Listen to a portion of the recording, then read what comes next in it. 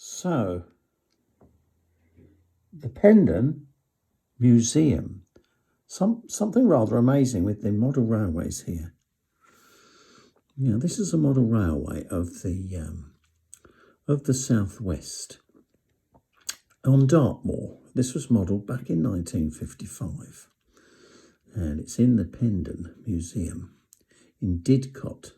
Now look at the detail here. Now most of this was built back in around 1955, and it makes up this fantastic museum located around about 25 miles south of Oxford. Worth a visit if you're into model railways. And the size of these layouts. Now this is the proposed, a part of the proposed line that the British Rail are considering opening up again, because at the moment we've got one line from London, Bristol through to Cornwall and Devon. This one this model is part of the railway line that was in addition to that line. This makes the second line.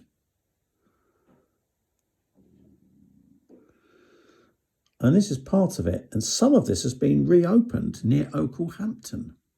So this is sort of set in around about the 30s, 1930s, early 40s.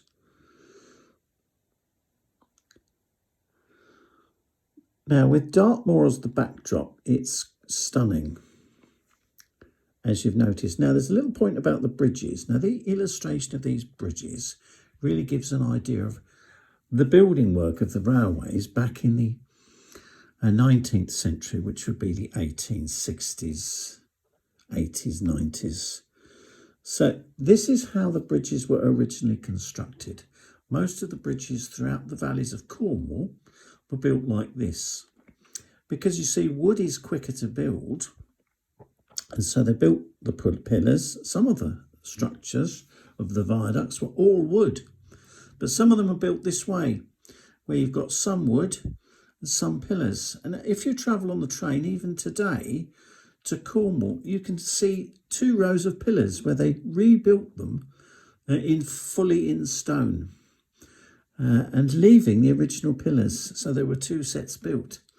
It's quite an interesting observation if you ever travel on the train down there.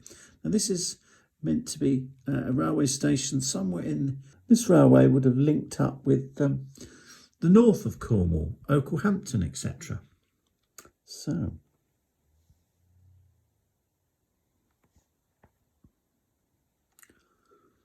look at this viaduct. Look how amazing it is. There's always something nice about scenery where there's not many people. Hence places like Dartmoor. Very nice places to go. Look at the detail on this model. Despite its age, the detail. Remember, they didn't have the modern types of grasses that we've got today. Look at the stunning detail by this man.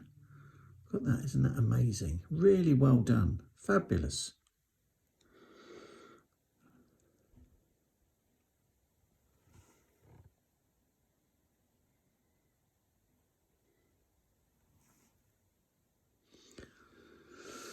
This is the example of a typical station in that area. The detail, the water tower, is really good. And because the layout is so big, you get the sense of reality. This takes up the downstairs floor of this museum. So the other one that I'm going to take some snippets from this museum is, it's even better than this one. If you're a model enthusiast, you must go to this museum. M4 Newbury, turn up north towards Oxford, and that's the location of this museum, Didcot. And the next layout is actually based upon the area around Didcot, heading towards the Cotswolds. So you've got some beautiful thatched cottages, etc., that have been made.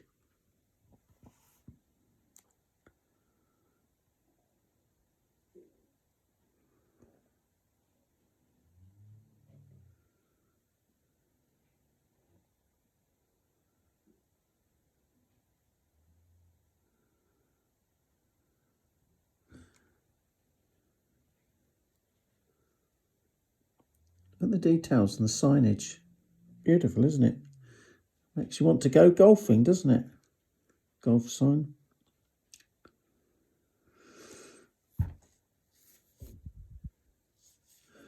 A lot of the wagons and the rolling stock and the engines were all put together by this man as well. In the next video, I'll mention his name. So, just want to thank you. It's a beautiful little layout, fabulous. I'll say goodbye now. I'll put a link to the museum as well if I can find one. Thank you once again for watching. Take care, everybody. And it's nice to see thank you.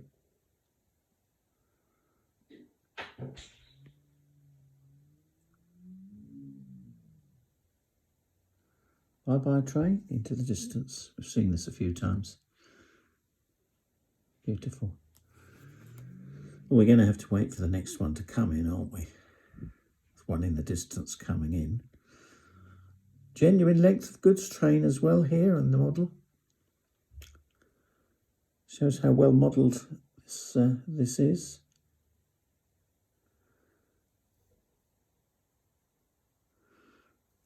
I was looking forward to that train coming into the station and it hasn't. A dear old bus here. So thank you once again and take care, everybody.